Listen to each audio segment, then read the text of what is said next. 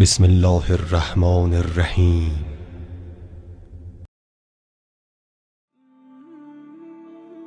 ہم نے پچھلے اسباق سے یہ اخذ کیا ہے کہ امام کا انتخاب کیے بغیر نبوت کا اختتام الہی حکمت کے خلاف ہے۔ اس سبق میں ہم امام کے انتخاب کو قرآن اور حدیث سے استدلال کریں گے۔ سورہ مائدہ آیت 67 میں ارشاد پاک ہے، اے رسول، جو کچھ بھی آپ کی طرف آپ کے رب کی جانب سے نازل کیا گیا ہے پہنچا دیجئے۔ اگر آپ نے ایسا نہ کیا تو آپ نے اللہ کی رسالت ادا نہیں کی اور آپ کو اللہ تعالیٰ لوگوں سے بچا لے گا۔ یہ کون سا اہم پیغام ہے جو رسول اسلام نے لازمی دینا ہے۔ بہت سی روایات میں یہ بات آیا ہے کہ یہ آیت غدیر خم کے مقام پر نازل ہوئی۔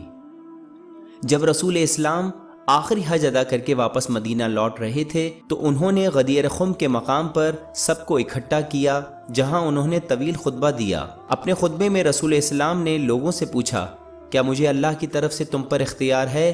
لوگوں نے کہا، جی ہاں یا رسول اللہ۔ رسول اسلام نے تب امام علی علیہ السلام کا ہاتھ بلند کیا اور کہا، جس کا میں مولا ہوں اس کا علی مولا ہے۔ اس کے بعد سب نے حضرت علی علیہ السلام کو مبارکباد دی۔ اس موقع پر سورہ مائدہ کی یہ آیت نازل ہوئی، آج میں نے تمہارے لیے دین کو کامل کر دیا اور اپنی نعمت تم پر تمام کر دی اور تمہارے لیے اسلام کو بطور دین پسند کر لیا۔ دین کی تکمیل اس وقت تک نہیں ہوئی جب تک کوئی رسول کے بعد جانشین کے طور پر منتخب نہ کیا گیا۔ اس طرح رسول اسلام نے امام کا اعلان کیا جو کہ ایک الہی حکم تھا۔ مزید یہ کہ اگر ہم پیغمبروں کی مہم دیکھیں تو ہمیں یہ پتہ چلے گا کہ پہل اسلام کی طرف دعوت دی گئی۔ رسول اسلام نے سب سے پہلے اپنے اہل و عیال کو اسلام کی طرف دعوت دی اور کہا کہ جو سب سے پہلے ان کے پیغام کو قبول کرے گا وہی ان کا جانشین ہوگا۔ امام علی علیہ السلام نے اسلام قبول کرنے میں پہل کی اور پھر بعد ازاں رسول اسلام صلی اللہ علیہ وآلہ وسلم کے جانشین منتخب ہوئے۔ ایک اور ثبوت قرآن میں ارشاد باری تعالیٰ ہے، اے ایمان والو، اللہ کی اطاعت کرو اور رسول کی، اور تم میں سے جو صاحب امر ہیں ان کی اطاعت کرو۔ ہم یہ جانتے ہیں کہ رسول اسلام کا ہر حکم بغیر کسی شرط کے ماننا اور قبول کرنا ضروری ہوتا ہے۔ اسی طرح سے ان تمام اماموں کا حکم ماننا بھی ویسا ہی ضروری ہے جن کو اللہ تبارک و تعالیٰ کی طرف سے امامت و اختیار ملا۔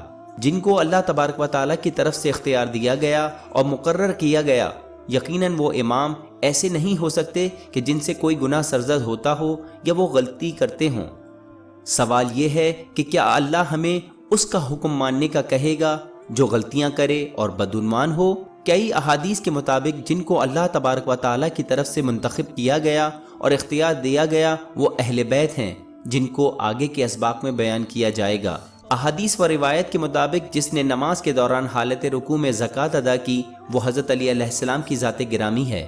اس طرح یہ بات بالکل عیاں ہے کہ امام علی علیہ السلام تمہارے ولی، سرپرست اور تم پر اختیار رکھنے والے ہیں۔ اسی طرح کہ قرآن کریم کی کئی ایسی آیات ہیں جن میں امام علی علیہ السلام کی امامت کے بارے میں ذکر کیا گیا ہے۔ ایک حدیث میں رسول اسلام نے ارشاد فرمایا، میرے بعد 12 جانشین ہوں گے، سب کا تعلق قریش سے ہوگا۔ ان 12 جانشینوں کی شرائط جو رسول اسلام نے بیان کی ان پر 12 امام ہی اترتے ہیں۔ رسول اسلام نے مشہور حدیث میں ارشاد فرمایا، میں تمہارے درمیان 2 گراں قدر چیزیں چھوڑے جا رہا ہوں، ایک کتاب خدا ہے اور ایک میری اہل بیت۔ رسول اسلام نے مزید ارشاد فرمایا، میرے اہل بیت کی مثال ایسی ہے کہ جیسے حضرت نوح علیہ السلام کی کشتی ہو، جو اس میں سوار ہوا اس نے اپنی جان بچائی اور جس نے اس سے منہ موڑا گویا وہ ڈوب گیا اور تباہ ہو گیا۔